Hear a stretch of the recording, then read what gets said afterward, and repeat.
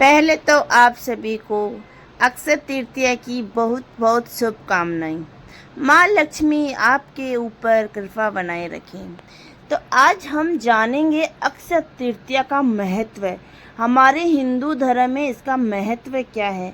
तो आज हम इस वीडियो के माध्यम से आपको ये बताना चाह रहे हैं कि इसका आखिर महत्व क्या है, ये क्यों मनाया जाता है, किस कारण मनाया जाता है, आखिर इस दिन हुआ क्या था जो मनाया जाता है। कोई भी हो, होली हो, दीपावली हो, तो कुछ उस दिन कुछ होता है तब हम उस पर्व को मनाते हैं। तो आज जानते हैं कि इससे आखिर हुआ क्या था इस दिन, जिसकी अक्षय तृतीया हिंदू धर्म में मनाया जाता है।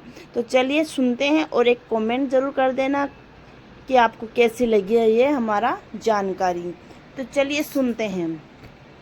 भगवान विष्णु को समर्पित अक्षय तृतीया पर्व का हिंदू धर्म में महत्व स्थान है। मान्यता ये है कि उसी दिन भगवान परशुराम जी भी धरती पर अवतरित हुए थे।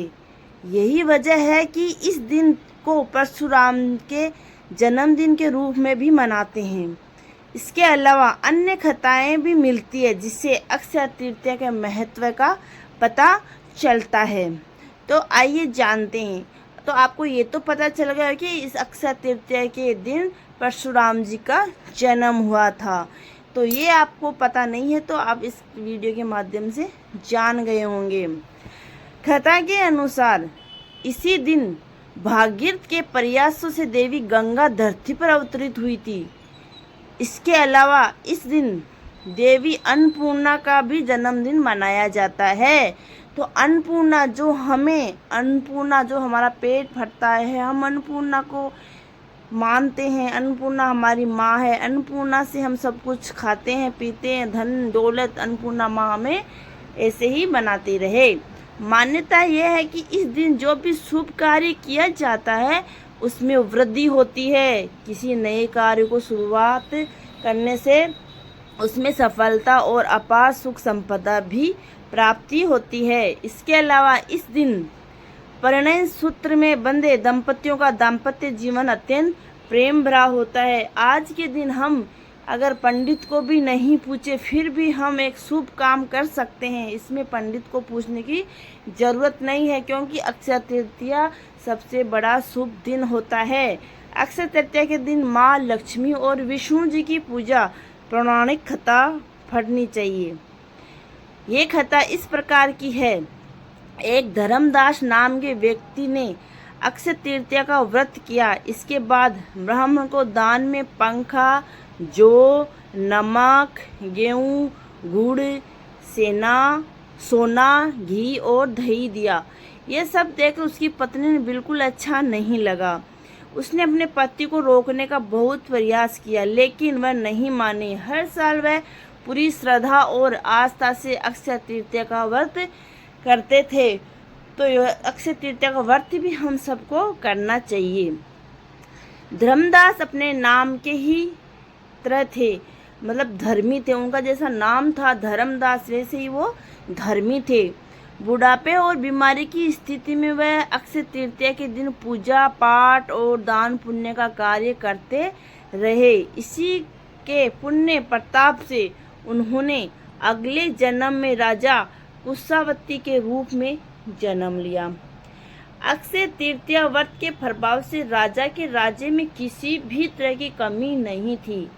उसके अलावा वह राजा आजीवन अक्षय तृतीया का व्रत और दान पुण्य करते रहे। तो आज के दिन जो अक्षय तृतीया के दिन जो दान करता है, पुण्य करता है, उसका दान पुण्य बिल्कुल भी व्यर्थ नहीं जाता है। वो उसके इस जन्म में क्या अगले जन्म में भी काम देता है। अक्षय तृतीया पर दान का विशेष महत्व है। दान सबको करना चाहिए। धार्मिक कथाओं के अनुसार इस तिथि पर कई घटनाएं घटित हुई है जो इस तिथि को और भी खास बना देती है। इन दिन के दान का महत्व बढ़ा देती है। कथा के अनुसार द्रौपद युग में महाभारत काल में जिस दिन दुशासन ने द्रौपदी का चीर हरण किया था उस दिन अक्षय तृतीया की तिथि थी। उस दिन द्रौपदी की लाज बचाने के लिए श्री कृष्ण ने द्रौपदी को अक्षय चीर प्रदान किया। क्योंकि उस दिन भी अक्षय तृतीया थी और इसी दिन हमारे कृष्ण जी द्रौपदी की लाज बचाई थी। चीर इतना बढ़ा दिया था कि वो कुछ भी नहीं कर पाए थे। कथाओं के अनुसार अक्षय तृतीया पर ही युधिष्ठिर ने अक्षय पात्र की प्राप्ति हुई थी। इस पात्र की विशेषता थी कि इसका भोजन कभी समाप्त नहीं होता था। एक ऐसा पात्र था जो युधिष्ठिर को मिला जिससे कभी भी भोजन समाप्त नहीं होता है। तो आप सोच सकते हो कि वो कितना पावरफुल था। इसी पात्र की सहायता से युधिष्ठिर अपने राज्य में भूखे और गरीब लोगों को भोजन उपलब्ध कराते थे। जिस पात्र वो मिला था वो पात्र से वो कभी खाली नहीं होता था, तो उसी पात्र से वो गरीबों को भोजन खिलाते थे। बहुत से पुराण में अक्षय पात्र का संबंध 47 दान वर्ष से भी बताया गया है।